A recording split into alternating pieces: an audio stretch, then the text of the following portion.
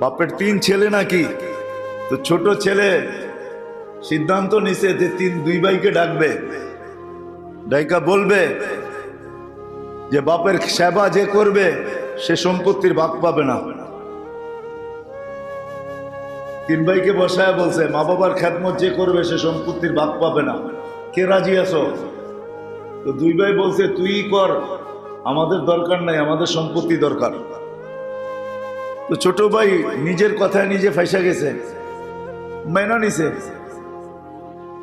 খেদমত করা শুরু করছে মা বাবার। মা বাবা দুনিয়ার থেকে চলে গেছে, করতে করতে সব উজাড় করে দিছে, ঘরে এখন চুলোও জ্বলে না। তো স্বপ্নে আল্লাহ দেখাইছে মা বাবার বদলা হিসাবে তোমাকে 1 লক্ষ দিতে চাই, অমুক জায়গায় রাখা আছে, উঠায় নিয়ে আসো, দেড়হাম রূপার টাকা। বলছে আল্লাহ বরকত আছে? বলছে বরকত নাই। কইলে তাইলে আমার দরকার